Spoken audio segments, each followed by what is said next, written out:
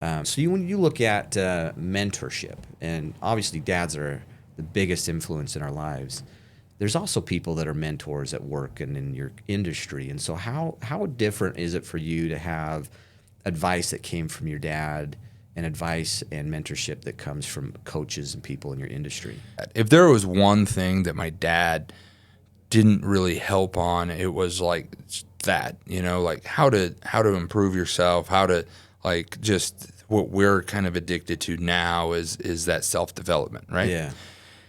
And so he never really talked about that thing. He did it, and I don't think he realized what he was doing when he was doing it. Yeah. But he was all about self-development. He just never taught it. He did teach me like the more books you read, the more money you'll make. The biggest things I do look back and whether it's the dad advice or business advice or things like that, because I mean he operated at a high level, and he's one of the highest levels I've ever seen. And there's definitely higher levels even in our area, but as far as that I'm known of, is the highest level. He was very successful. And so I did actually, and I'm grateful for whatever that is in my brain, that I was able to collect a lot of these, these things. And I think when he passed away, that's one of the reasons why I just held on to everything, Yeah.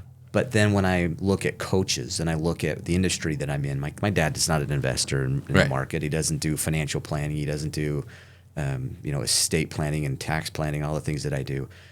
But I feel like it's the character and the foundation of my person that I really got from my dad, and it's the commercial coaches and the career and the industry people that's really I've been able to, because I wanted it. I went and sought it out. I wanted to fill a gap, and that helped me. Well, and for me, I think what was big with my father is he was just a good example, right? So he walked the walk, he talked the talk, and at the time when you're in it and you're trying to keep up, like it's some big strides, right? Some big shoes to fill.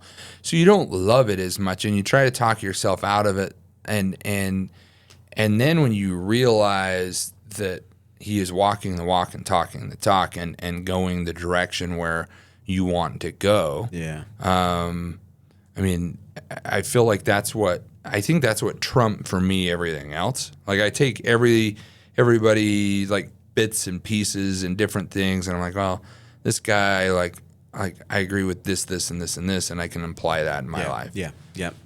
But the rest of it, I think, is BS or something, With my dad, I like, and a lot of it's the dad, right? You just believe everything he says.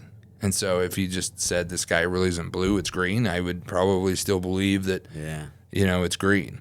And so, but just an example, and I've learned from that to teach somebody the best is you, and if you want to be a leader, you have to be an example.